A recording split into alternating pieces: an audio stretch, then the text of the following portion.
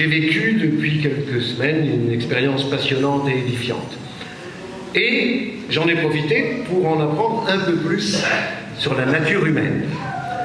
J'ai ainsi découvert qu'on peut avoir été marchande de Coca-Cola et devenir vendeuse de salade.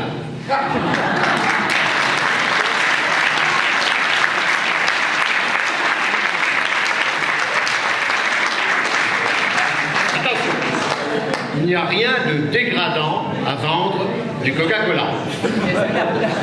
C'est plutôt en acheter et en boire qui peut dégrader. Une marchande de Coca-Cola peut être parfaitement respectable. Un peu moins quand elle refuse de saluer les gens qui préfèrent le Pepsi, leur vouant une haine éternelle. Et encore moins quand elle fait de la publicité mensongère. C'est du genre achetez mon Coca-Cola, vous deviendrez beau et riche. Ou bien, si vous n'achetez pas mon Coca-Cola, vous vous transformerez en crapaud scrofuleux. Car, était-ce un effet de la recette secrète du célèbre soda, la petite marchande de Coca-Cola mentait toujours. Et en affirmant qu'elle mentait toujours, j'énonce une vérité. Au passage, je dénonce un scandale scandaleux. Les concurrents au baccalauréat 2015, originaires de Thionville, ont été favorisés par rapport à leurs camarades des autres villes. En effet, ceux qui ont dû plancher sur le sujet de philo, la politique échappe-t-elle à l'exigence de vérité ?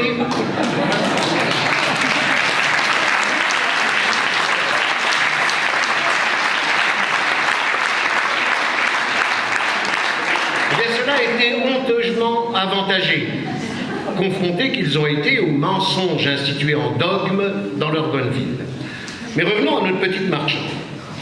Elle avait fait du mensonge un art. Ainsi, très vite, elle ne se contentait pas d'énoncer une contre-vérité, comme le Pepsi est fabriqué avec du Destop, ce qui aurait permis à ces victimes du mensonge de démentir. Elle raconte que le Pepsi est fabriqué avec du Destop. C'est évidemment faux. Beaucoup plus maligne, elle avait inventé le mensonge à double détente. Prenons un exemple. Elle disait « Les gens de Pepsi racontent que je dis qu'ils vont doubler le prix du Pepsi », ce qui n'est pas vrai. Du coup, chez Pepsi, ils étaient obligés de répondre « Elle raconte que nous racontons qu'elle raconte qu'elle va doubler le prix du Pepsi. Nous n'avons jamais dit ça. Elle raconte que nous racontons qu'elle raconte. » Le démenti devient confus et difficile à comprendre. Le mensonge à double détente, ce fut le coup de génie de la marchande de Coca. Quand elle affirmait « je dis toujours la vérité », personne ne la croyait, évidemment. Alors elle avoua un jour à ses proches « j'ai trouvé mieux, c'est encore mieux que si je disais la vérité, je mens toujours ». Et là, ils furent plongés dans des abîmes de perplexité devant la complexité d'un paradoxe logique. Pour rappeler ce que c'est qu'un paradoxe logique, prenons l'exemple du paradoxe du barbier. Sur l'enseigne du barbier du village, il est écrit « Je rase tous les hommes du village qui ne se rasent pas eux-mêmes et seulement ceux-là ». Alors qui rase le barbier? S'il se rase lui-même, il ne respecte pas son enseigne puisqu'il raserait quelqu'un qui ne se rase pas lui-même. S'il ne se rase pas lui-même, alors son enseignement, car de ce fait, il ne raserait pas tous les hommes du village qui ne se rasent pas eux-mêmes. Il existe de nombreuses énigmes de ce type qui amusent les philosophes ou les matheux, comme celle cruelle du crocodile. Le bestiau tient un bébé dans sa gueule et déclare à la mère « Si tu devines ce que je vais faire, je ne dévorerai pas ton enfant. » Elle lui répond « Tu vas le dévorer. » S'il le dévore, elle a deviné et donc il ne doit pas le dévorer. S'il ne le dévore pas, elle n'a pas deviné et donc il doit le dévorer. De toute façon, un crocodile qui parle en bouche pleine en plus, je m'en méfierai et ne le croirai pas. Parlant de mensonge, le plus simple de ces paradoxes consiste à affirmer « je mens toujours ».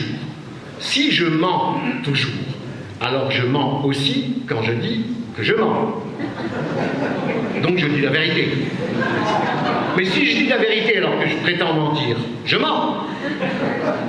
C'est sans doute pourquoi mon père, dans son immense sagesse, répétait souvent « Les hommes politiques, il ne faut même pas croire le contraire de ce qu'ils racontent. »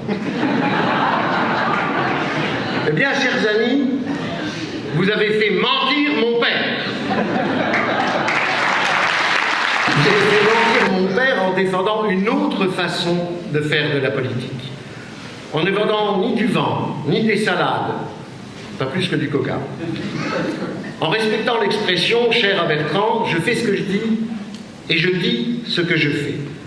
En défendant un programme à la fois réaliste et enthousiasmant, en misant sur l'humain et en croyant au progrès. En vous ouvrant aussi, en acceptant des sensibilités différentes. Ce qui confirme une chose que j'ai toujours affirmée, les grands esprits sont soucieux d'éthique, les petits d'étiquette. Merci à toi Bertrand et à vous tous, chers amis.